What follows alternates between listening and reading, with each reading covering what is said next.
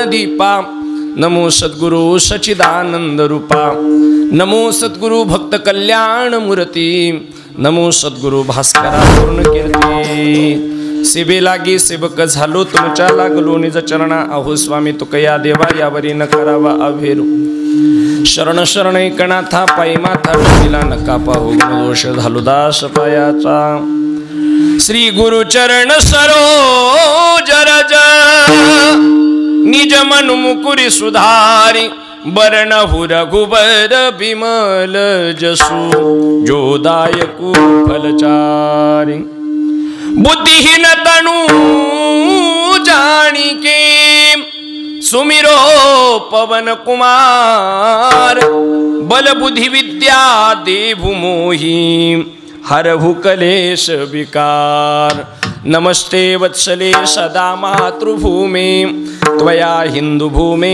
सुखं वर्धितोऽहं महामंगले पुण्यभूमे त्वदर्थे पतत्वेश कायो नमस्ते नमस्ते कि तेरा वैभव अमर रहे माँ हम दिन चार रहे ना रहे तेरा चल पावन हो माँ तन में सास बही ना बही उचित ते करा भाव जाणून खरा आलिया संसारा उठा वेग करा शरण जा उदार पांडुरंगा देह हे काळाचे धन कुबेराचे तेथे मनुष्याचे काय आहे प्राप्त प्रसंगी जमलेल्या सर्व सज्जन श्रोते मायबापांच्या संकीर्तन सेवेकरता निवडलेला अभंग जगद्गुरु जगतवंदनीय वारकरी संप्रदायाचे महामेरू हिंदवी स्वराज्याचे संस्थापक छत्रपती शिवबांचे धर्मगुरु अर्थातच वारकरी भूषण महाराष्ट्र भूषण जगमान्य देवमान्य संत श्रीमंत तुकोबाराय यांचा अतिशय महत्त्वाचा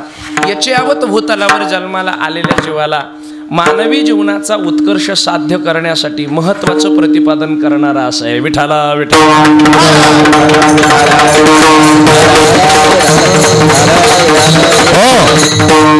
महाराष्ट्राच्या मातीमध्ये तुम्हाला आम्हाला मिळालेला जन्म माणूस म्हणून निर्माण झालेली उपलब्धी आणि भगवंताच्या दरबारात भगवंताच्या नामाचं संकीर्तन ऐकण्याची पर्वणी मला असं वाटतं हा निव्वळ अतिशय सुंदर अशा प्रकारचा योगायोग असला पाहिजे सज्जनो मानवी जीवन जगत असताना अनेक शतकानुशतक आणि दशकानुदशक संत विचाराच्या अभूतपूर्व परंपरेचे वारसदार राहिलेले आपण हा महाराष्ट्र श्रेष्ठ काय असा जर प्रश्न विचारला मी नेहमी सांगत असतो उत्तराखंडला जर आपण गेलो अन्य राज्यामध्ये फिरत असताना वेगवेगळ्या राज्याचं वेगवेगळं वैशिष्ट्य आहे आपण जर उत्तराखंड मध्ये गेलो तर उत्तराखंडला देवभूमी म्हणतात काय म्हणतात देवभूमी आणि म्हणून उत्तराखंड सरकारने रस्त्याच्या कडेला मोठे मोठे बॅरिकेड लावलेले आहेत मोठे मोठे होल्डिंग्स लावलेले आहेत आणि त्याच्यावर स्पष्ट शब्दामध्ये असं लिहिलेलं आहे देवभूमी उत्तराखंड में आप सभी भक्तों का सहर्ष स्वागत है बाहेर राज्यात जर गेला कृष्ण भूमि वृंदावन में आप सभी भक्तों का सहर्ष स्वागत है केदारनाथ की भूमि देवभूमि में आप सभी भक्तों का सहर्ष स्वागत है जसं अन्य राज्यामध्ये गेल्यानंतर अशा पद्धतीचे बोर्ड आपल्याला वाचायला मिळतात तसं महाराष्ट्रात बोर्ड लावायची गरज नाही महाराष्ट्रात पाऊल ठेवलं की म्हणायचं संत भूमि महाराष्ट्र में आप सभी भक्तों का सहर्ष स्वागत है विठ्ठल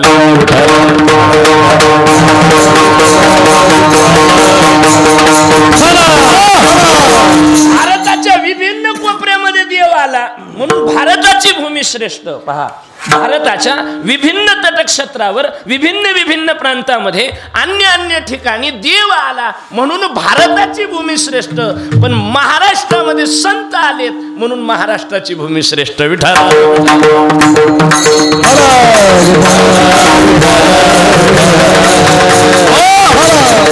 पण त्यातल्या त्यातही आपण ज्या परिसरामध्ये राहतो ज्या परिवेशामध्ये राहतो त्याला मराठवाडा म्हणतात काय मराठवाडा जसं पंढरपूरचं कौतुक गात असताना मंगळवेढे भूमी संतांची मंगळवेढा संतांची भूमी म्हणलं तसं मराठवाडा अभूतपूर्व काय जगाच्या पाठीवर देव बोलला आणि देव बोललेल्या वाक्यावर भाष्य करण्याची हिम्मत ज्या पठ्ठ्यानी केली त्या ज्ञानोबारायला जन्म देणारी भूमी मराठवाड्याची म्हणून विशेष आहे विठ्ठल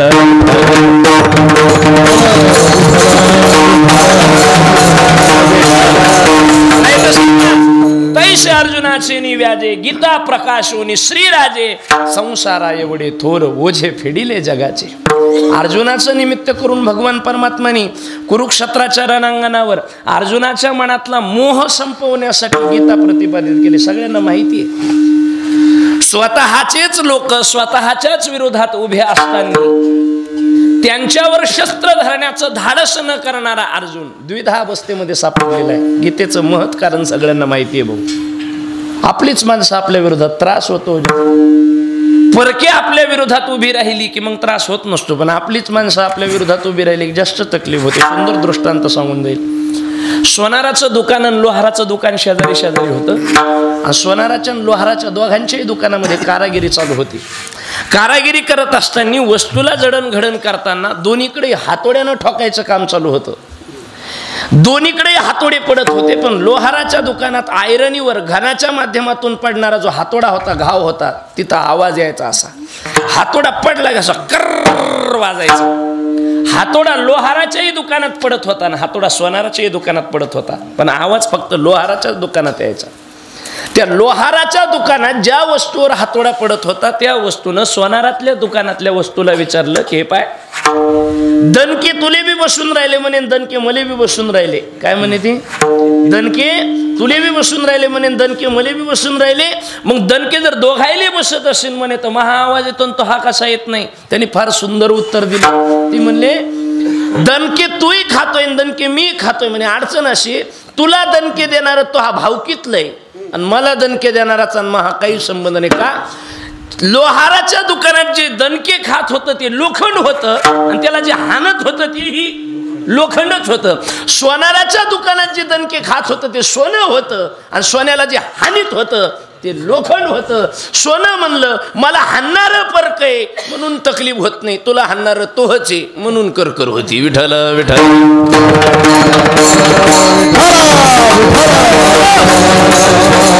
आपलीच आपल्याला हानीत असते तेव्हा थोडं बोचत असतं. आपल्याला हाणलं की, परक्याने हाणलं की नाही, परक्याने हाणल्यावर त्रास झाला तरी तो सहन करू शकतो माणूस, लक्षात घ्या. म्हणून अर्जुनाच्या पुढे स्वतःचे उभे राहिले. काय करावं? अर्जुन मोहामध्ये पडला, आपल्या सगळ्यांना माहिती आहे. आणि तो मोह, त्या मोहाचं निराकरण करण्यासाठी भगवंताला गीता प्रगट करावी लागली. नष्टो मोहा स्मृतिर्लब्ध्वा तो प्रसादान्मयाच्युत. नंतर अर्जुनाचं स्टेटमेंट आहे, तपशील आहे. अर्जुन म्हणतो देवा बास, तू गीता सांगितली ना, बस या गीतेचा फायदा काय झाला सांगतो देवा तुला.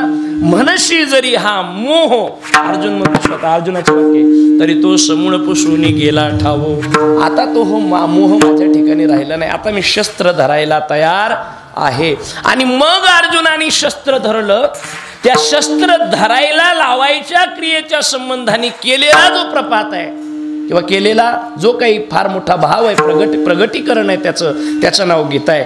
त्या गीतेवर भाष्य करण्याची हिंमत कोणाची होत नव्हती, ज्ञानोबारायांनी केली. म्हणून ज्ञानोबारायांनी गीतेवर भाष्य केलं, ज्ञानेश्वरी लिहिली.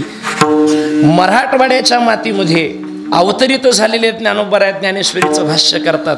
ही गोष्ट आपल्यासाठी फार काही लहान नाही, फार मोठी आहे. का?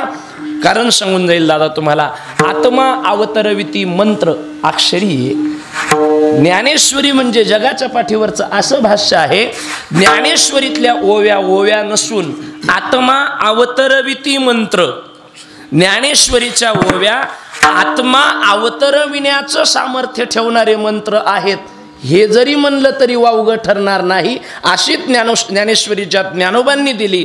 भागवत धर्माची पताका ज्या नामदेवरायांनी पंजाबपर्यंत पसरवली, जिच्या गौऱ्या त्या ठिकाणी प्रत्यक्ष भगवान परमात्माने थापल्या, त्या जनाबाई माऊली ज्या ठिकाणी आली, त्या परिवेशातली पंचक्रोशीतली परभणीकर गुरुजींसारख्या, दस्तापूरकर बाबांसारखी महात्मे ज्या परिवेशात पंचक्रोशीमध्ये आपल्या अवताराची नीव ठेवते झाले, त्या परिवेशातले पंचक्रोशीतले माणसं आहेत आपण. म्हणून मला असं वाटतं कीर्तनाला जास्त जोर लावायची गरज पडणार नाही. अभंग जो निवडलेला आहे, जगद्गुरु तुकोबांचा निवडलेला आहे, संतांच्या भूमीमध्ये संतांनी निर्माण केलेलं वाङ्मय आपल्या सर्वांच्या कामी यावं, एवढाच त्याचा हेतू आहे. अभंगाची भूमिका काय आहे? अभंगाची भूमिका आहे आलिया संसारा उठा वेग करा. आजच्या अभंगामध्ये तुकोबाने निर्देश करतात, आपल्याला संकेत करतात, एक रस्ता दाखवतात. का दाखवतात? त्यांचं कामच रस्ता दाखवण्याचं आहे. रस्ता त्यांनी पाडायचा आणि त्यांनी पाडलेल्या रस्त्याने आपण जायचं. का तर त्यांनी पाडलेल्या रस्त्याने आपण गेल्यानंतर न पडे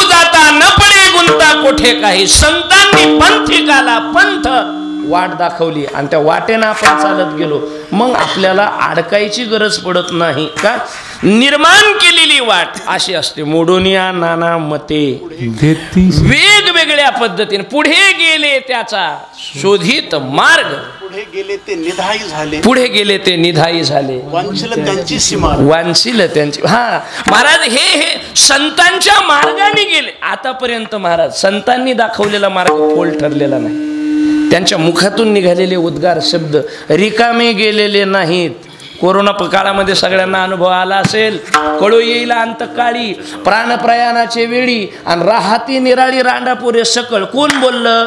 संत बोलले. विश्वास बसत होता का? नाही नाही नाही महाराज काय करतो कोरोनामध्ये. कळो येईल अंतकाळी पॉझिटिव्ह निघाला तर जवळचे लांब राहिलेत. राहती निराळी रांडापुरे सकळ. कशामुळं?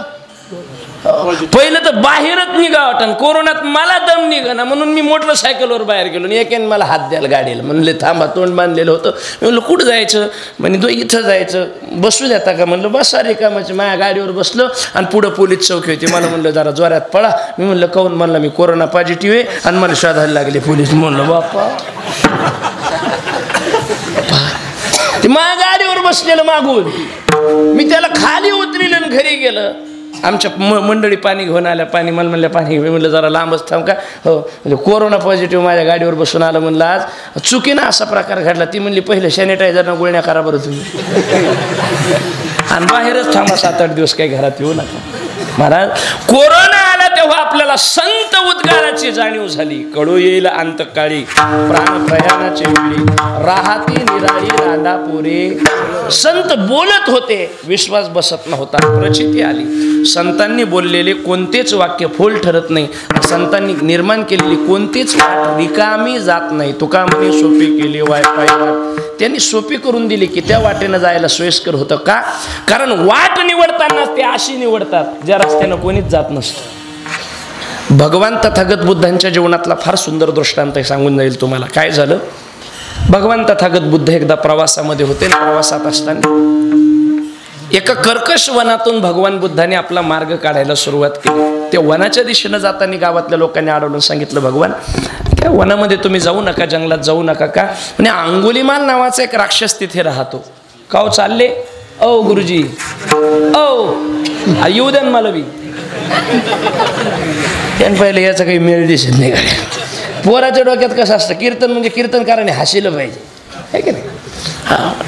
उंची पाहून कीर्तन करायचं. क्षेत्र पाहून बीजाची पेरणी केली की मग शेतकरी अयशस्वी होत नसतो, तो यशस्वी होत असतो. कोणत्या जमिनीत काय येतं आणि काय पेरलं पाहिजे हे गणित ज्याला कळालं त्याची शेती कहाच पडीक पडत नाही बेटा.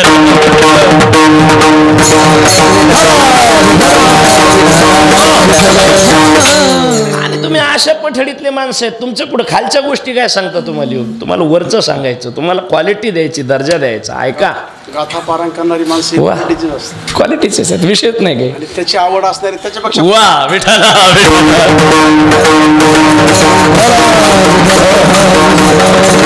घराची कळा अंगण सांगत असतं भाऊ, तसं हे अंगण तुमचं सांगतंय की तुम्ही गाथा पारायण जर उभं केलं असेल तर अर्थात तुमची उंची काय, तुमची प्रगल्भता काय ते त्याच्यावरूनच लक्षात येतं. मुद्द्यावर या. आता काय सांगतो ऐका.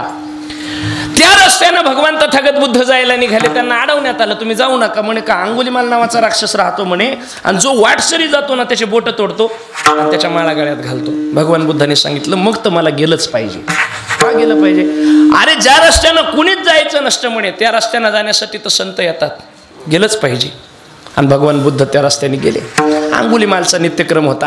अंगुलीमाल तिकडून आलेला आणि भगवान बुद्धाकडे त्यांनी बघितलं. पहा, वृत्तीनं राक्षस होता, कर्म राक्षसाचं होतं, विकृत होतं. त्याने भगवान बुद्धाकडे पाहिलं आणि हातातलं खड्गवरती उगारलं. भगवान बुद्धाला सांगितलं, तुला माहित नाही का, या जंगलामध्ये येणारा जीव मुठीत घेऊन येत असतो आणि एवढ्या निर्भयतेनं वाटचाल करणारा कोण असतो पंथिका? बोल. ते म्हणले, मी वाटसरू आहेत. कोणत्या दिशेला चाललात? म्हणले, रस्ताच सापडत नाही, शोध चालू आहे, लागल्यानंतर सांगेल तुलाही घेऊन जाईल. त्यांनी सांगितलं, तू कोण? म्हणले, मी अंगुलीमाल. बोल, काय म्हणणे? म्हणणं गिरणं काय नसतं म्हणले आपलं, आपण बोट तोडीत असतो. भगवान बुद्ध म्हणले, का तोडतोस बाबा? धंदा आहे म्हणले आपला तो. मग आता काय करणार? म्हणले, तुझे पण तोडणार. भगवान बुद्धानं सांगितलं, खुशाल तोड, काही हरकत नाही, पण एक काम करशील? म्हणले, काय? ते पलीकडे झाड आहे ना, त्या झाडाचं एक पान तोडून आणून देशील मला? त्या अंगुलीमालनं सांगितलं, एवढा मोठा कर्कश राक्षस मी, माझ्या पुढे बोलण्याचं धाडस कोणी करत नाही, धारिष्ट करत नाही, तुम्हाला पान तोडून आणण्याचं काम सांगतोस. पण ठीक आहे, मला माणूस वाटतोस, सात्विक वाटतोस, अंगावर चिवर आहेस, भगवे वस्त्र घातलेले, साधू वाटतोस, ऐकलं पाहिजे. पळत पळत गेला आणि पान तोडून आणलं, भगवान बुद्धाच्या हातात दिलं. म्हणलं, घ्या. भगवान बुद्धाने ते पान हातात घेतलं. बस, धन्यवाद म्हणले. म्हणलं, पण आता पुन्हा एक काम कराल. म्हणले, काय? हे पान जिथून तोडून आणलं होतं तिथं नेऊन परत जसं होतं तसं चिटकवा, असं अंगुलीमालला सांगितलंय. अंगुलीमाल म्हणला, महाराज तुम्हाला काय धोत्रावर इन करायला दिसायला लागलो काय मी? म्हणजे आजपर्यंत कोणीच भेटलं नाही का तुम्हाला पान तोडलेलं झाडावरून तुमच्या हातात दिलेलं ते पुन्हा काय झाडावर परत चिटकत असतं का? ते पूर्वत होत असतं का? भगवान बुद्ध म्हणले, हेच सांगण्यासाठी मी तुला या ठिकाणी आलेलो आहे की जे तोडल्यानंतर परत जोडता येत नाही त्याला तोडण्याचा अधिकार तुला कोणी दिलाय? असा विचार कधी मनाशी केलाय का? अंगुलीमालच्या डोक्यात प्रकाश पडला. पहा महाराज, एखादी माणसं विकृत वागत असली ना भाऊ, आणि विकृत वागता वागता जर एखाद्या महात्म्याच्या शब्दाचा जर इथं परिणाम झाला ना हृदयावर, आणि त्याच्यानंतर जर परिवर्तन झालं ना, ते परिवर्तन फार अभूतपूर्व असतं, ते कधी न ढळणार असतं. अगदी उदाहरण कोण आहे? वाल्ह्या कोळी त्याचं उदाहरण आहे. वाल्ह्या कोळ्यासारखा आतताईपणा कोणी केलेला नाही. किती माणसं मारलेत, चला आपण त्याच्याबद्दल चर्चा करू नयेत सगळे. म्हणे एक माणूस मारल्यानंतर आठवण राहावी याच्या करता ज्वारीच्या दाण्या एवढा एक खडा राजनात टाकायचा, असे 7 राजनं भरले होते म्हणे. आणि राजनं काही लहान नव्हते, एका राजनातून एका वेळी एक हत्ती फिरून येत होता. एवढं मोठं राजन, असे 7 राजनं ज्यांनी माणसं मारले होते, तो किती अक्षय पापी असेल. पण नारदाची भेट झाली. भेट झाल्यानंतर नारदाचा आणि वाल्ह्या कोळ्याचा संवाद झाला. थोडा संवाद आपल्यापर्यंत चुकीचा आला, मी जरा बरोबर करून सांगतो, ऐका. काय संवाद झाला म्हणे? नारदाला अडवल्यानंतर नारदाला लुटण्याच्या उद्देशानं जेव्हा वाल्ह्या कोळ्यानं अडवलं तेव्हा नारदानं विचारलं म्हणे, तुझे पाप करतोस त्या पापामध्ये तुझे घरचे वाटेकरी होणार आहेस का? येडेत का तुम्ही? आपण केलेल्या पापामध्ये घरचे कुठं भागीदार होत असतेत का? ज्याचं त्यालाच सावरावं लागत असतं, हे गणित आहे. ज्यांनी केलं शेवटी देव त्याच्यापर्यंत आणून सोडतो. ज्यांनी करायचं त्यानेच भरायचं, ते दुसऱ्याच्या वाट्याला नाही. हे डोक्यातून काढून टाका तुम्ही. आगा कर्मी जे उरावे, जे सुखदुःखे फळावे, ते भोगावया यावे देहा एका. ज्यांनी केलं त्याच्या, दुसऱ्याच्या नाही. उदाहरण सांगून पटवून देऊ का? रस्त्याच्या कड्यानं जाणाऱ्या वाटसरूला उन्हाळ्याच्या दिवसात रस्त्याच्या बाजूला आंब्याचं झाड दिसलं. त्याने आंब्याचं झाड पाहिलं, आंबे डोळ्याने पाहिले, खाण्याची इच्छा झाली. आंब्याच्या झाडापर्यंत वाटसरूला पाय घेऊन गेले, हाताने आंबे तोडले, बोटाने धरले, दाताने दाबले, जिभेनं चव घेतली, पोट तृप्त झालं, पण ज्या मालकाचे आंबे होते त्यांनी पाहिलं, विनाकारण माझ्या बागात मला न विचारता घुसून आंब्या तोडल्याचा राग धरून त्या मालकाने मोठं लाकूड आणलं आणि याच्या पाठीत घातलं. पाठीत लाकूड घातल्यावर पाठीनं तक्रार केली, इसमें मेरी कुछ भी गलती नहीं, मुझे सजा क्यों मिली. पाठीनं तक्रार केली. खरं आहे ते. पाहिलं डोळ्यानं, नेलं पायानं, तोडला हातानं, पकडला बोटानं, दाबला दातानं, चव घेतली जिभेनं, तृप्त झालं पोट, दणके खाल्ले पाठीनं. म्हणजे लग्न दुसऱ्याचं नाही आहे तिसऱ्याला. पाठ म्हणली मी काय केलं. पाठीत दणके बसल्यानंतर व्यक्त झाले डोळे पुन्हा. आसू कुठून आले? डोळ्यातून. डोळे ओले झाले. डोळ्यानं सांगितलं, आता आपल्याकडे कशाला पाठीले, आपलं काय याच्यात. सगळ्यांनी मिळून सांगितलं, बोले गधे आपलं काय नाही, सुरुवात तूनेही की थी. सुरुवात तूनेही की थी. पाठीत दणके दिल्यानंतर डोळ्यातून पाणी आलं. डोळ्याने विचारलं, माझा काय कसूर. सगळ्यांनी मिळून सांगितलं, सुरुवात तुझ्यापासून झाली होती, म्हणून शेवट सुद्धा.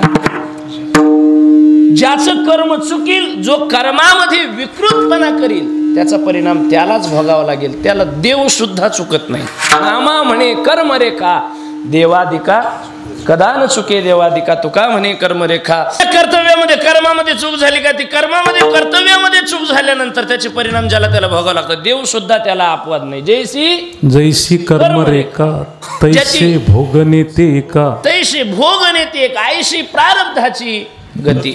ते ज्याचं त्याला देव सुद्धा अपवाद नाही. देवानं सुग्रीवासोबत मैत्री केली म्हणून वालीला लपून बाण मारला. शास्त्र काय म्हणतं, युद्धाची नीती काय म्हणते? युद्धाची नीती म्हणते, युद्ध करत असताना एखाद्या धुरंधर योद्ध्याला लपून मारता येत नाही. शास्त्राचा नियम आहे तसा, युद्धनीतीचा नियम आहे, नाही मारता येत. ज्या योद्ध्याच्या हातात शस्त्र नाही त्याच्यावर सुद्धा वार करता येत नाही. म्हणून लक्षात घ्या, भारतामध्ये जे काही योद्धे झालेत ना, त्याच्यामध्ये काही योद्ध्यांचं चरित्र फार उत्तुंग आहे. त्यातलं एका योद्ध्याचं नाव सांगतो तुम्हाला, महाराणा प्रताप. ऐकलं तुम्ही? महाराणा प्रताप असा योद्धा होऊन गेला राजपुतामध्ये की महाराज न भूतो न भविष्यती. अब्राहम लिंकन म्हणजे परदेशाचे राष्ट्रपती भारतामध्ये येत होते. महाराणा प्रतापांनी मुघलांसोबत हल्दी घाटीमध्ये केलेलं युद्ध प्रसिद्ध आहे. मुठभर आपल्या सैनिकांना घेऊन अफाटभर मुघलांसोबत महाराणा प्रतापांनी हल्दी घाटीमध्ये युद्ध केलं. हल्दी घाटीचा इतिहास लिहिला. अब्राहम लिंकन भारतामध्ये येत असताना त्यांनी त्याच्या आईला विचारलं की मैं हीरे जवाहरातों से जड़े हुए देश में जा रहा हूं, बोल मां तेरे लिए वापस आते आते क्या लाऊं. त्या आईला विचारतंय, मी वैभवशाली देशात चाललोस, कलाकुसरीच्या देशात चाललोय, बोल येताना तुझ्यासाठी काय आणू. त्या अब्राहम लिंकनची आई म्हणते, भारत जा रहे हो बेटा? बोले हाँ, आते आते मेरे लिए हल्दी घाटी की मिट्टी लाना, क्योंकि वीरों के पद से वो पावन हुई है. येता येता हल्दी घाटीतली माती आण माझ्यासाठी. महाराणा प्रतापाचा इतिहास का लिहिला गेला? जगातल्या सगळ्या राजांकडं युद्ध करत असताना एक तलवार आणि ढाल असं सापडलं, पण महाराणा प्रतापांचं चित्र पाहिल्यावर एक गोष्ट नोंद घेण्यासारखी आहे. महाराणा प्रतापांकडे 2 तलवारी असायच्या. कशा करता? जगाच्या पाठीवर एकमेव असा राजपूत योद्धा म्हणून महाराणा प्रतापांची ख्याती होती की रणांगणामध्ये लढता लढता शत्रूच्या हातातलं शस्त्र जर खाली पडलं आणि शत्रू जर असा समर्पण करायला लागला, म्हणला मारा आता, काही गत्यंतर नाही, महाराणा म्हणायचं लढायचं, रडायचं नाही, स्वतःच्या कमराची दुसरी तलवार काढायची आणि त्याच्या हातात द्यायची, म्हणून युद्ध कर. असा एकमेव योद्धा होता. काही वैशिष्ट्य आहेत. म्हणून महापुरुषांचं चरित्र ऐकत असताना वैशिष्ट्यपूर्ण बाबी अभ्यासल्या पाहिजे. तसं छत्रपती शिवाजी महाराजांचं एक गणित आहे. काय गणित आहे तरुणांनो? जगाच्या पाठीवर सगळ्या राजांच्या एका हातात ढाल आणि दुसऱ्या हातात तलवार सापडल. राजाचं गणित जरा वेगळं आहे. राजाच्या पाठीवर ढाल आणि हातात तलवार आहे. बरोबर आहे? पाठीवर काय घेतलेली? राजांना थोडी साशंकता होती. भारतामध्ये किंवा महाराष्ट्राच्या भूमीमध्ये ज्या ज्या वेळेस कधी आपल्याला हार पत्करावी लागली, त्या वेळेस ती हार होण्याच्या पाठीमागे आपली माणसं जबाबदार राहिलेली आहेत. अगदी पानिपतचं युद्ध सुद्धा त्याला अपवाद नाही. छत्रपतींच्या पाठीवर ढाल का असायची? छत्रपतींचा स्वतःच्या मनगटावर एवढा विश्वास होता, गनिम कसाही आला तर उभा चिरून फेकून कापून फेकू त्याला, गनिमासोबत कसंही लढू. पण गनिमासोबत लढता लढता आपलं घरातलं येऊन कहा आपल्या पाठीत खंजीर खुपशीन त्याचा भरवसा नव्हता. म्हणून छत्रपती पाठीवर ढाल घेत होते. म्हणून आपल्या माणसांनी मागच्या काळात आपली जेवढी माती केली ना तेवढी कोणीच केली नाही. आपल्या माणसांनी मागच्या काळात आपली जेवढी माणसं संपवली ना तेवढी कोणीच संपवली नाही. कारण हे छत्रपतीचं गणित आहे. मी युद्ध सांगतो. लपून बाण मारला वालीला, युद्धनीतीचा भंग झाला आणि वालीनं भगवंताला सांगितलं, देवा मर्यादा पुरुषोत्तम जगाचा आदर्शवादी चरित्र तुझ्या रूपानं उभं राहतं. कोस्मीन लोके, वाल्मिकाला विचारलेलं. वाल्मिकी रामायणातल्या पहिल्याच सर्गामध्ये श्लोक आलेला आहे. नारदजीला वाल्मिक विचारतात की नारद महाराज मला असं चरित्र लिहायचं आहे की तो जगाचा आयकॉन ठरेल, आदर्श ठरेल, कोणाचं चरित्र लिहू सांगा. आणि मग नारदजी म्हणतात तुम्ही एक काम लिहा, काम करा. राम नामे प्रभवे जने श्रुतः, इक्ष्वाकु वंश राम नामे प्रभवे जनै श्रुतः. इक्ष्वाकु वंशातला प्रभावशाली असलेला, जगताला माहीत असलेला राम हा आदर्शवादी आहे, त्याचं चरित्र लिहा. वालीनं तेवढाच मुद्दा धरला. वाली म्हणला सगळे संत तोंड भरून तुझं कौतुक करायला लागले, सगळ्यांनी तुझे पवाडे गायले आणि तू जगाचा आदर्श लपून बाण मारायलाच म्हणले. लाज नाही वाटत का देवा तुला? बदला घेणार म्हणले तुझा. आज जसं मला मारलं ना, हा पठ्या म्हणला एक दिवस माझ्या जागी तू असणार, आणि जसं तू मला लपून हाणला ना बास आपण तुला तसाच हाणणार. कोण म्हणला? वाली म्हणला. देव म्हणले काही हरकत नाही, चुकी माझी झाली, मला स्वीकार्य आणि त्याचं प्रायचित्त सुद्धा मी करेल. कृष्ण अवतारात देवाने प्रायचित्त केलेलं. बेरावलला प्रभासपट्ट नक्षत्रामध्ये भगवान कृष्णानं अवतार संपवत असताना व्याधानं पायाला बाण मारल्याचं निमित्त केलं आणि अवतार संपवला. हा व्याध दुसरा कोणी नसून राम अवतारातला वाली होता. कर्म चुकलं, देव असू दे, देवाचा बाप असू दे, दोघांनाही भोगावं लागतं. लक्षात येतंय का तुमच्या? ज्याची चुकी त्याला भोगावं लागते. आपला हा मुद्दा चाललाय. देवाचा बाप सुद्धा त्याला अपवाद नाही. अहो देवाच्या बापाकडून एक चुकी झाली आणि देवाच्या बापानं आपल्या जीवनातली सगळ्यात मोठी उपलब्धी गमावली. कोणती? देवाच्या बापानं, राजा दशरथानं काय उपलब्धी गमावली? जगातल्या प्रत्येक माणसाला वाटतं म्हातारपणात पोराने आपली सेवा करावी, मरता मरता पोरांनी उशाला मांडी द्यावी आणि मेल्यावर पोरांनीच आपल्या चितेला अग्निदाह द्यावा. जगातल्या प्रत्येकाला. तुम्हाला काय वाटतं? मलाही तेच वाटतं.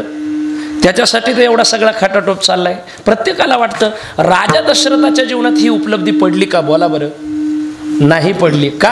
राजा दशरथाचं कर्म चुकलं आणि ते कर्म चुकल्याचा परिणाम राजा दशरथाला भोगावा लागला. काय कर्म चुकलं सांगा बरं तुम्ही एवढं आता, मग मी पटकन पुढं चालतो.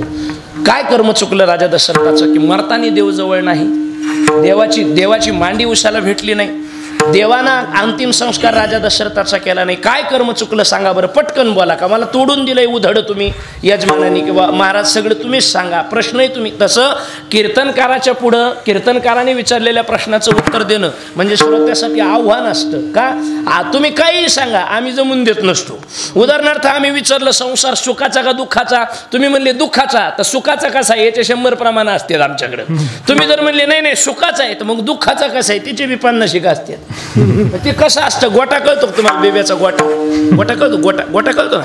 गोटा. हा गोटा चांगला का वाईट असा जर प्रश्न विचारला तर उत्तर देणाऱ्याला शंकाच आहे ना. चांगलं म्हणावं का वाईट म्हणावं? आता गोटा चांगला का वाईट? चांगला. कसा चांगला?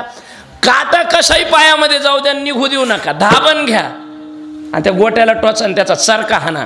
कसाही काटा असू द्या, निघतो. कशामुळं? गोट्यामुळं. स्वरयंत्रावर कशी सूज आलेली असू द्या, गोट्यात धाबण घाला, दुधात टाका, दूध उकळा आणि एक थेंब त्याचा टाकून ते प्या, स्वरयंत्राची सूज कमी होती. गोटा चांगला आहे की नाही? बोला बोला, पटकन बोला. गोटा चांगला आहे की नाही? म्हणा ना मग. चांगला आहे का? चांगला आहे ना. मग घरी गेल्यावर गोटा फोडा, तेल काढा. कसं करता? हे असं असतं कीर्तनकाराच्या पुढे बोलणं. राजा दशरथाचं कर्म चुकलं म्हणून देव जवळ नाही, दशरथाला भोगावं लागलं. कोणतं कर्म चुकलं होतं? बोला पटकन. बास, मलाही तेच वाटत होतं कालपर्यंत, पण उत्तर ते नाही. तुम्ही म्हणा आहे काय? मग ते सांगायसाठी तुम्ही आलोय. कीर्तन तर तुम्ही उगाच लयच ऐकता ना. आजच्या कीर्तनाचा एवढा दृष्टांत जरी तुम्ही ऐकला तर समजायचं कीर्तनाचं सार्थक झालं, बाकी विसरले तरी चालेल. कारण हा तुम्ही न ऐकलेला दृष्टांत आहे. न ऐकलेला म्हणजे मी मग तयार केलेला नाही, शास्त्रातूनच आणलाय. ऐका.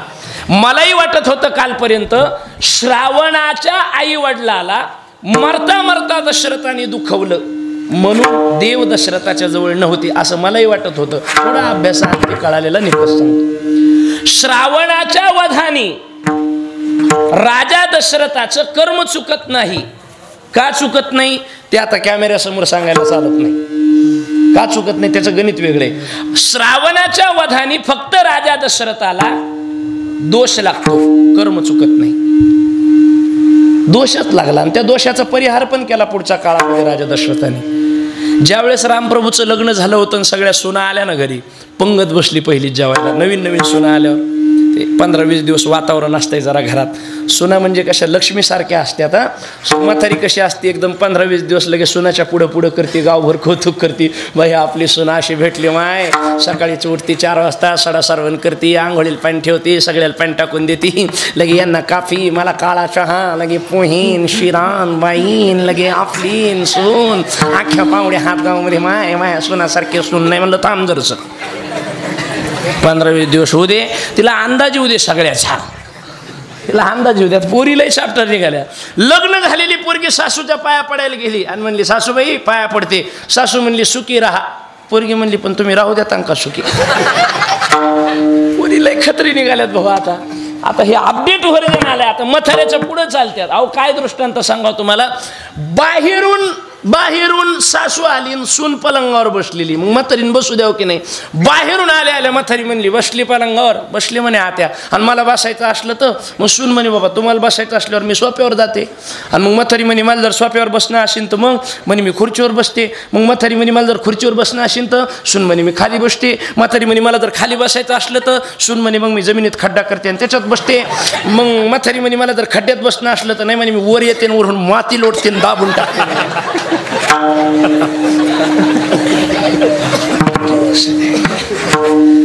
अशा पुंग्या सांगायच्या आणि पुंग्या लयत आपल्याकडे. थोडं असे विनोद लयत माझे. ऐका जरा. सुना आल्या आणि कोड कौतुक चाललं. ऐश्वर्य संपन्न सुना उर्मिला, मांडवी, श्रुतकीर्ती आणि जानकी जेवायला बसल्या. पहिली पंगत बसली.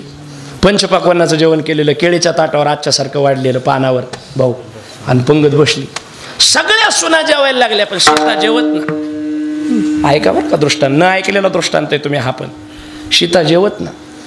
दशरथाचं बारीक लक्ष होतं. पहा घरच्या करत्या पुरुषानं बारीक कटाक्षानं निरीक्षणं करायची असतात अशी छोटी छोटी. बायकोच्या चेहऱ्यावर पाहिल्यावरच कारभाऱ्याला कळायला पाहिजे बाई बिमार आहे, बाईच्या डोक्यात चिंता आहे, बाई माहेरला जा वाटतं. पाहिल्यावर कळलं पाहिजे, सांगायचं काम नाही पडलं. तो चिकित्सक माणूस. दशरथानं पाहिलं सोनाचा चेहरा नाराज. हातात घास उचलला, तोंडापर्यंत नेला आणि खाली ठेवला. जानकी, हा पिताजी का जेवत नाहीस? म्हणले तुमच्या घरचं अन्न वर्ज्य आहे मला. अगं असं कसं? कुलवधू आमच्या घराण्याची तू, रामचंद्राची, राघवाची पत्नी, दशरथाची सून. आता तुला इथंच राहायचंय, तुझ्या डोक्यात नाही का काय? जेवून घे. म्हणजे मामाजी जेवता येत नाही तुमच्या घरात. तुमच्या घरात म्हणजे कारण तर सांगशील. मग जानकीनं कारण सांगितलं. दशरथ डोक्यात मुंग्याच आल्या. म्हणले जनकाची पोरगी आहे मी. लोकांना घर सोडून गेल्यानंतर वैराग्य येतं. ज्याच्या घरातच वैराग्याचे खांब आहे त्याची लेक आहे मी. आणि संतांच्या मुखातून शास्त्राच्या चर्चा ऐकलेली आहे आणि शास्त्रचर्चेचे सिद्धांत ऐकलेले आहेत. आमच्या निकषानुसार शास्त्र असं म्हणतं, ज्या घराला बालहत्येचा दोष आहे त्या घरामध्ये सात्विक पुरुषाने अन्न ग्रहण करता कामा नये. म्हणजे बाळ मारल्या गेलेला आहे तुमच्या घरामध्ये, या घराला बालहत्येचा दोष लागलेला आहे. जोपर्यंत दोषाचा परिहार होत नाही तोपर्यंत जानकी जेवत नाही. सून उपवाशी राहील तर कसं जमल? 9 धर्माचार्य होते दशरथाकडे. किती? 9. 9चे 9 बोलवले. अरे शास्त्र उघडा बरं, पहा बरं, परिहार पहा बरं, बालहत्येचा दोष कसा काढता येईल पहा, काहीतरी सापडतं का? लगेच शास्त्र उघडलं आणि जाबाली नावाच्या धर्माचार्याने सांगितलं महाराज सापडलं. म्हणे काय सापडलं? ब्राह्मण जेव घालावा लागतो. अरे मग सोपं म्हणे घालन जेव. पण ऐका म्हणे महाराज, असा ब्राह्मण जेव घाला लागतो म्हणे ज्याने कधी दुसऱ्याच्या घरचं अन्न ग्रहण केलेलं नाही. सगळेच ब्राह्मण दुसऱ्याच्या घरचं खात नाहीत. म्हणजे खात नव्हते, किंवा खात नाहीत, दोन्ही गृहीत धरा. ब्राह्मण दुसऱ्याच्या घरचे खात नाहीत, पण शिदा कोणाला सोडित? शिदा नेतेत ना. जेवून घ्या ना देवा, ते जेवाचं जाऊ द्या, पण तेवढं आपलं मीठ मिरच्या वगैरे ते सगळं शिदा व्यवस्थित बांधून द्या. माझं मग आता पेचच पडला ना. न जेवणारा ब्राह्मण सापडल, निम्याच्या वर जेवत नाहीत, पण शिदा न्यायचं काय? शिदा तर नेतोच ना ब्राह्मण. आणि असा ब्राह्मण शोधून जोपर्यंत जेव घातला जात नाही तोपर्यंत दोषाचा परिहार होत नाही. जनकालाच विनंती केली व्याह्याला, म्हणले आता असं काम करा, तुम्हीच देवबाप्पा शोधून द्या, लेकील जेव घाला. त्यांनी सांगितलं एवढं काय टेन्शन घ्यायचं का? मी असा ब्राह्मण आहे ना आपल्याकडं, कोण? हो, पाठवा म्हणे पत्र. तसा ब्राह्मण पुलस्त ऋषीचा नातून, विसराव्याचा केशिनी एडविडेचं पोरग, नाव त्याचं रावण. केशिनी एडविडेचा पोर, पुलस्त ऋषीचा नातू, ब्रह्मदेवाचा वंशज. एकच ब्राह्मण होता जगाच्या पाठीवर की जो दुसऱ्याच्या घरचं खात नव्हता आणि दुसऱ्याच्या घरून शिदा नेत नव्हता. तेव्हा रावणाचा मूळ धंदा होता ब्राह्मण की.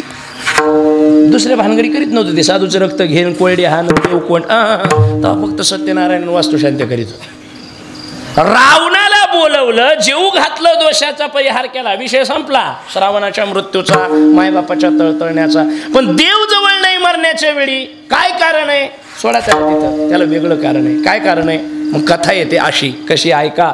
दशरथ उदासीन झाले तरुण वयात, आणि माणसाला अवदासीन्य तरुणपणातच येत असतं. म्हातारपणात कुठं अवदासीन्य येतं? माणूस बोर का होतो? तरुणपणातच. तरुण पोरायलाच बोर वाटतं, म्हाताऱ्याला कुठं बोर वाटतं? वाटलं बीत काय? बोर झाले, बोर झाले. फिरायला गेले, सेलू, परभणी, मानवत, नांदेड, औरंगाबाद, पुणे, मुंबई, दुबई, कोणते बाहेरचे देश मला माहिती नाहीत. आपण गेलो होतो श्रीलंका, अमुक ढमुक टमुक वगैरे वगैरे. आपल्यासारखे माणसं. दशरथजी लय मातब्बर होते, ते फिरायला कुठे गेले भाऊ? स्वर्गात. कुठे गेले फिरायला? स्वर्गात.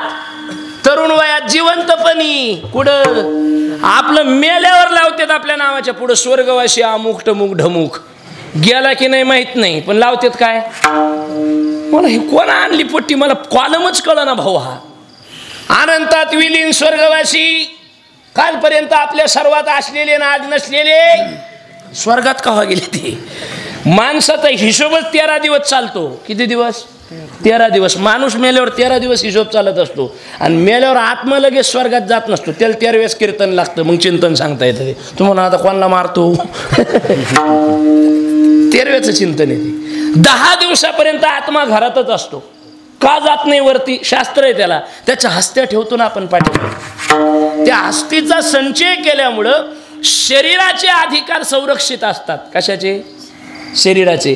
मग ते तुकोबांचा अभंग एक कोणता? दिली तिळांजुळी कुळनाम रूपासी.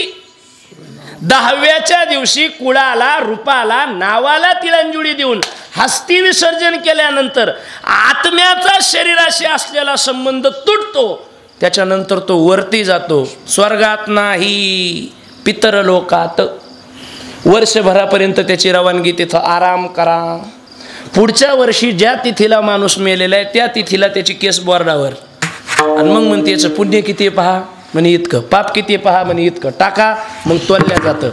पुण्य जर जास्त भरलं तर मग स्वर्ग, आणि पाप जर जास्त भरलं तर मग नरक. पण काही काही बहादराचं असं होतं, जेवढं पुण्य असतं तेवढंच. 50 कीर्तन ऐकेल असते, पण एक कंदुरी हाणेल असते. ती बराबरी होती. 50 कीर्तनाचं पुण्य एक कंदुरी खाऊन जाते. ते होतं बरोबर. मग देवाला पडतो पेच. नरकात टाकावं तर पाप जास्त नाही, आणि स्वर्गात टाकावं तर पुण्य जास्त नाही. देव म्हणतो याचं कसं करायचं? देव म्हणते याला बाजूलाच राहू द्या. ते खितपत पडत होते काही दिवस, म्हणून त्यांनी तक्रार अर्ज दाखल केला देवाकडं. म्हणजे आमचा काही निकाल लावा. मग देवाने त्यांच्यासाठी मार्ग काढलेला. तुमच्या पोरांनी जर एका वर्षाला वर्ष श्राद्ध केलं, आणि तुम्ही मेलेल्या तिथीला जर अन्नदान केलं, ज्या तिथील तुम्ही मेलेले, आणि ते अन्नदान करून जर संकल्प सोडून ते पुण्य तुमच्या पदरी ओपलं, तर मग तुमच्यात काहीतरी बदल होऊ शकतो. म्हणून वर्ष श्राद्धाला अन्नदान करावं मेलेल्या माणसाच्या नावाने. हे जरी खरं असलं तरी ते खावं कोणी, हा प्रश्न. तुम्ही 10व्याचं 13व्याचं पहा. 10वं 13वं असलं का ते सगळं कार्यक्रम तिळगिळ दिले का आपण जेवून घ्या ना, हे आपल्याला चालत नाही. अरे तो कोण खाईन? मग तुला चालेल ना, तू ऐक कोण. शास्त्राचे निकष काय, कोणीतरी जेवल्याशिवाय पुण्यवरती जात नाही. जेवावं लागेल ना, मग खावं का ना खावं, खावं का नाही खावं, कोणी नाही खावं. ज्याच्या गळ्यात यज्ञोपवीत आहे त्यांनी नाही खावं, कोणी नाही खावं. जो व्रतस्थ आहे त्यांनी नाही खावं, कोणी नाही खावं. जो काशी यात्रा करून आलेला आहे त्यांनी नाही खावं, कोणी नाही खावं. जो एका विशिष्ट अधिकारी पुरुषाचा अनुग्रहित आहे त्यांनी नाही खावं, कोणी नाही खावं. जो साधनेत नाही त्यांनी नाही खावं, आणि कोणी खावं. हे सोडून बाकी सगळ्यांना दाबून खाव. या मुद्द्यावर दशरथजी फिरायला स्वर्गात गेले. मग नीट फिराव कराय स्वर्ग. अशा नवीन नवीन वस्तू दिसायला लागल्या. तर स्वर्ग आहे ना तो भाऊ. एक साधू डोळ्यावर पट्टी बांधून साधना करीत होते स्वर्गात. लहरी साधू होता. स्वर्गात गेला तरी साधना सोडली नाही. डोळ्यावर पट्टी बांधून साधना चालू होती. दशरथानं पट्टी बांधलेली पाहिली. तुम्ही ना ऐकलेला दृष्टांत आहे. एवढा जरी कीर्तनातून ऐकला बस संपलं आजचं कीर्तन. बाकी डोक्यात ठेवायचं नाही काही. डोळ्यावर पट्टी बांधलेली, साधूची साधना चालू. ऐका बरं का नीट, साधूची साधना चालू. राजा दशरथानं पाहिलं, डोळ्यावर पट्टी का बांधली? 10-5 डोळे असतील का? मोत्याचे असतील का? माणिक बसलेला असेल का? हिरा तर नसेल डोळ्यामध्ये. काय गणित आहे नेमकं? म्हणून डोळ्यावरची पट्टी काढायला दशरथजी पुढे गेले. लक्षात येतं ना तुमच्या मी बोललेला आवाज येतो ना सगळ्या शेवटपर्यंत. डोळ्यावरची पट्टी काढायला दशरथजी पुढे गेले, आणि त्या साधूच्या डोळ्यावरची पट्टी दशरथजी काढणार. ऐका बारकाई ना. एका महात्म्याने सांगितलं म्हणे, महाराज स्वर्गात फिरायला आले ना, सोशल डिस्टन्सचं पालन करा, लांबून दर्शन घ्या म्हणे. वंदावे दुरून शिवू नये, हात गीत लावू नका म्हणे, सध्या वातावरण खराब आहे. पण दशरथजीच्या डोक्यातच जी गोष्ट करायची नाही म्हणली का माणसाला मग ते आदर सूचित असतं. बा दोघं जण रस्त्याने चालले होते अंधारातून, आणि अंधारातून जाता जाता एकाच पाय अंधारात कोणत्या तरी वस्तूवर पाडा भरला. मग पाय भरला, ते शेजारच्याला म्हणलं राव मग हा पाय भरला. शेजारचा म्हणलं भरू द्या, आता उजेडात गेल्यावर पाहू आणि धुवून काढू. पण ते म्हणलं कशानं भरला असेल बा. शेजारचा म्हणलं कशानं भरू दे, भरला ना आता पर्याय का काय, अंधारेन दिसतं का? मलाही दिसत नाही तुम्हाला दिसत नाही का, अंधारे उजेडात गेल्यावर पाहू. ते म्हणलं कायच असेल बा नेमकं. मित्र म्हणलं तो हट्टकुळं फिरलं का रे, उजेडात गेल्यावर धुवून काढून का ताण घेतो. तो म्हणलं आसनच काय. त्याच्या डोक्यात कुतूहलच ते, शंकाच त्याला, दमच निघला नाही त्याला. रस्त्यानं जाता जाता असा पायावर केला, असं केलं. आता ते मसाडाचं शेणपट होतं म्हणून का नाहून गेलं. उगही नगत निघालं असतं तर अवस्था कधी झाली असते. दशरथाच्या डोक्यात होतं कुतूहल. काय काय? डोळ्यावरची पट्टी. दमत नाही निघला बाबाराम भाऊ, ओढली पट्टी डोळ्यावरची. परिणाम काय झाला? जशी डोळ्यावरची पट्टी दशरथाने ओढली, साधून डोळे उघडले आणि श्राप दिला, ज्याने डोळ्यावरची पट्टी ओढली असेल त्याचं पतन होईल आणि त्याचं प्रायचित्त त्याला भोगावं लागल. दशरथजी स्वर्गातून खाली पडले. आता दशरथजी स्वर्गातून खाली पडले, तकलीफ झाली असेल ना. ग्रामपंचायतला पडल्यावर तकलीफ होती, स्वर्गातून पडल्यावर तकलीफ नाही. स्वर्गातून दशरथजी खाली पडले. भाऊ जटायू नावाचं गिधाड गिरट्या घालत होता आकाशात. त्यानं पाहिलं कोणीतरी माणूस स्वर्गातून खाली पडतो. मी कोणीतरी म्हणतोय, त्याला माहित नव्हतं येतं करते म्हणून. हुशार होतं ते. त्यानं डोकं लावलं, स्वर्गातून जर पडत असेल तर सामान्य माणूस कसा पडून स्वर्गातून खाली, विशेषच पडन ना. त्यानं डोकं लावलं. हा जटायू साधारण नाही, सूर्याची चिकित्सा करणाऱ्या सूर्य चिकित्सकाच्या यादीमध्ये तिघांचे नाव आहेत. एक हनुमान. जन्माला आल्याबरोबर बालपणी गेलासी तू सूर्याला धराया, बालपणी गेलासी तू सूर्याला धराया. हादरली ही धरती थरथरले आसमान, एक मुखाने बोलो बोलो जय जय हनुमान, एक मुखाने बोलो बोलो जय जय हनुमान, एक मुखाने बोलो बोलो जय जय हनुमान, एक मुखाने बोलो बोलो जय जय हनुमान. अंजनीच्या सुता तुला रामाचं वरदान, एक मुखानं बोला बोला जय जय हनुमान. काय केलं? लहानपणी सूर्याला धरायला गेलते कोण? एक हनुमान, आणि 2 संपत्ती, आणि 3 जटायू. जळत्या सूर्यावर थेट चिकित्सा करण्यासाठी गेलेले हे तिघच मातब्बर आहेत. त्याच्यानं हे नासान फेसान शेमडीन फिमडी गेलेत नाही अजूनवर. याला मिळत नाही लागला, शास्त्रज्ञाला मिळत नाही लागला ना. मंगळावर जातीन, चंद्रावर जातीन, पण सूर्यावर जाण्याचं धाडस कोणी केलेलं?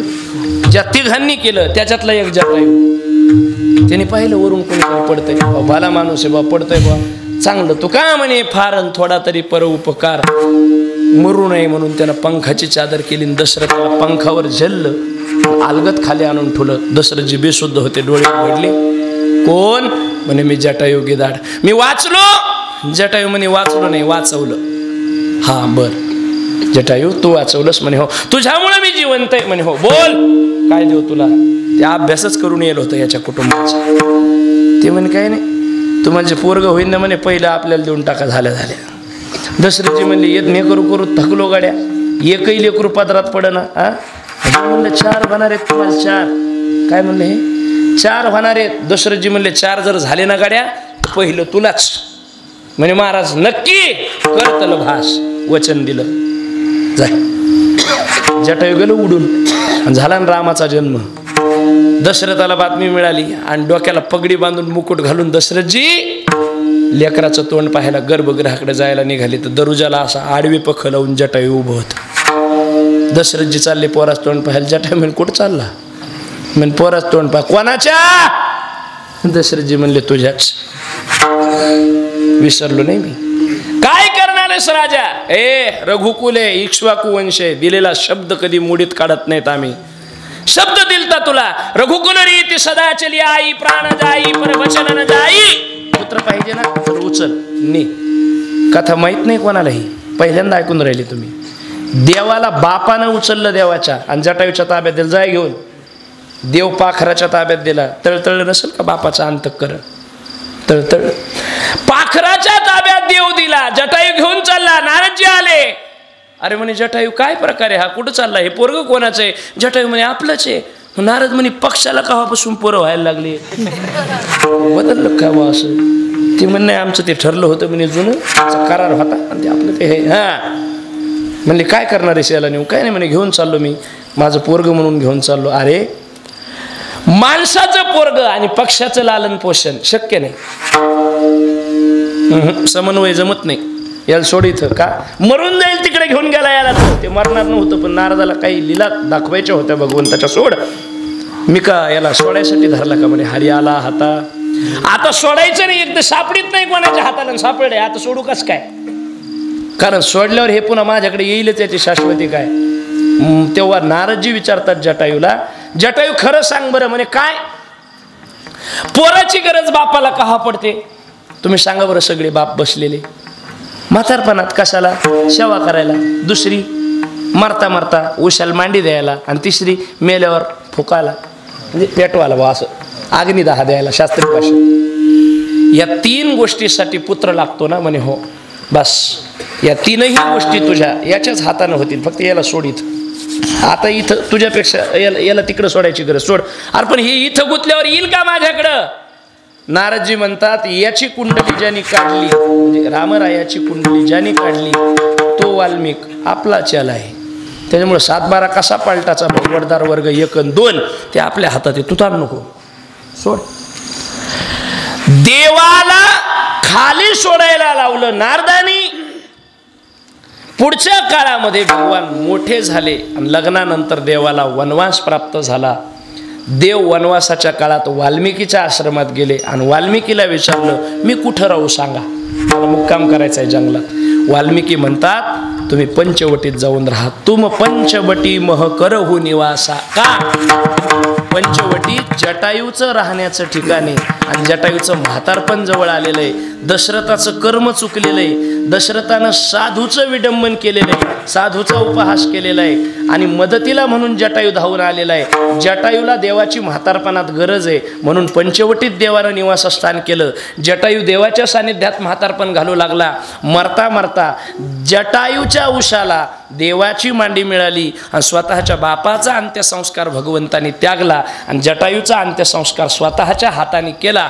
राजा दशरथाचं चुकलेलं विकृत कर्म आणि त्याचं भोगायला लागलेलं प्रायचित्त हे दशरथाच्या वाट्याला असं आलेलं आहे. मूळ कथा अशी आहे, श्रावणाच्या मृत्यूचा आणि आईवडिलाचा श्राप देण्याचा संबंध तसा अजिबात नाहीये. हे पहिल्यांदा ऐकलेलं असावं बहुधा. विठ्ठल विठ्ठल.